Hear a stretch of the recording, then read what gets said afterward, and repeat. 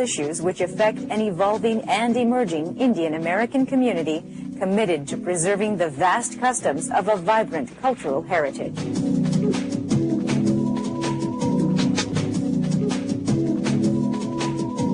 Hello and welcome to Darshan America. I'm Dinesh Verma, filling in for Ramesh, who's off this week. And I'm Asta Verma. Dinesh, it's great to have you back on the show. I know I have a lot of stories I want to talk about, so let's get started with Libya as our first story.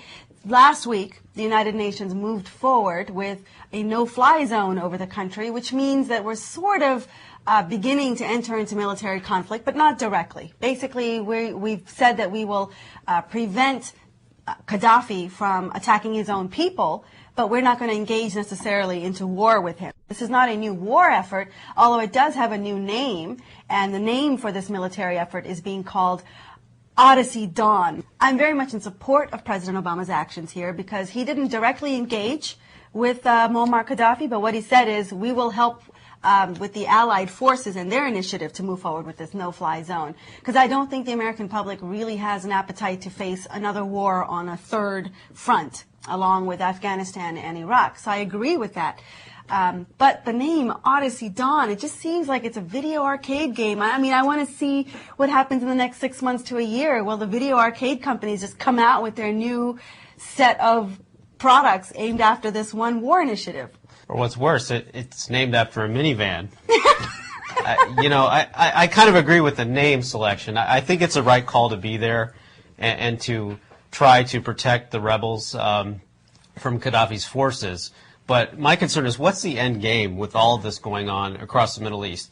Yes, on the one hand, we are supportive of these uprisings and everyone's right to assert their right to democracy and to choose their leaders.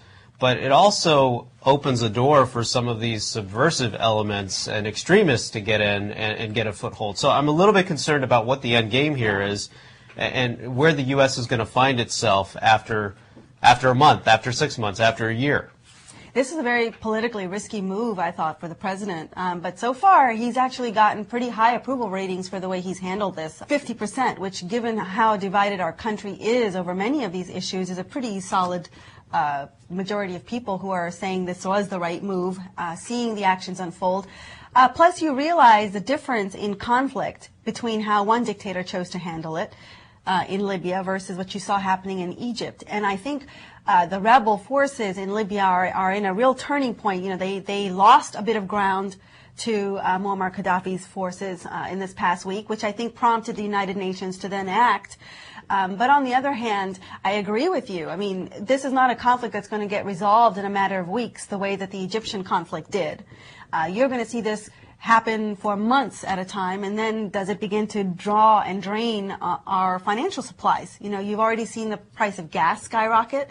How much more can the American public take every time we enter into a new skirmish? Maybe the name they should have selected should have been Operation Cheap Gas or something along those lines, because, yes, it is going to strain our economy. It is going to stretch us thin. Our military is already stretched on two fronts. So these are volatile times right now, and I can't think of a time in the recent past where we've had this much turmoil going on at the same time, coupled with natural disasters like what happened in Japan. Japan, the story just keeps growing and unfolding there. You know, it's really tragic. The more stories come out now, the more you're getting a look into how people are just dealing with the aftermath of this. And some of the pictures are just devastating. I mean, this happened not to a poor nation, not to a third world country. This happened to what is an economic powerhouse. There's a lot of concern here within the United States about nuclear power because of the Japan tragedy.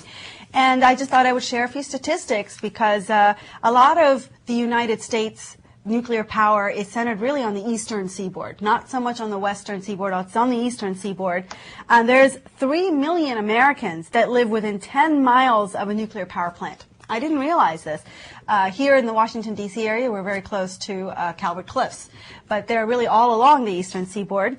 1996 was the last new reactor that entered into commercial service in the United States. 1996. That means it's already 15 years old. Of course, the one in Japan was 30 years old, but you see that many of their nuclear reactors here are about the same age as the ones in Japan. So you wonder, are we vulnerable and susceptible in the same way as that particular reactor was?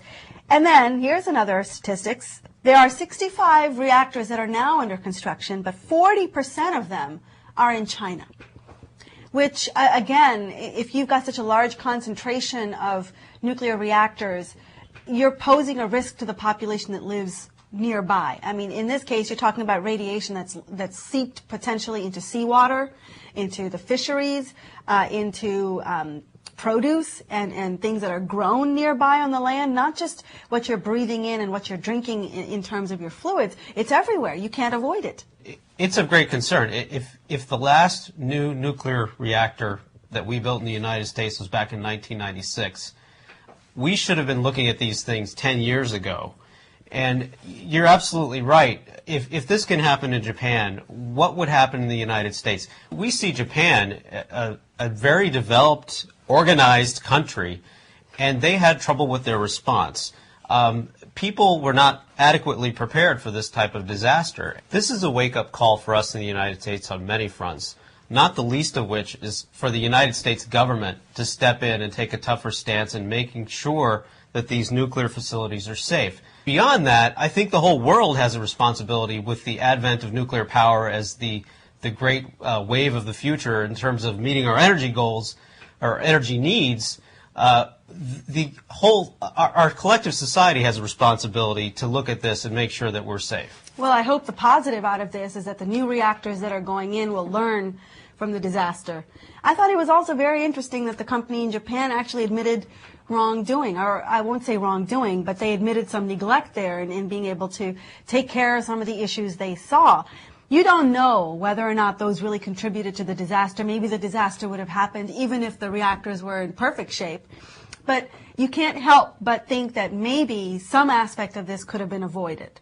Well, moving on to another topic, WikiLeaks continues to be the story that just keeps on giving. The most recent revelations involved accusations that the Indian Prime Minister's own government allegedly used cash to bribe members of parliament in order to secure a confidence vote on the U.S.-Indo nuclear deal, which occurred back in 2008. And paired with that, just almost a few days later, we had another release that caused the U.S. ambassador to Mexico to resign. He allegedly was openly criticizing Felipe Calderon's government in Mexico about their efforts to combat all the drug violence that's going on there. You know, WikiLeaks stuff is kind of a fascinating thing for me because you thought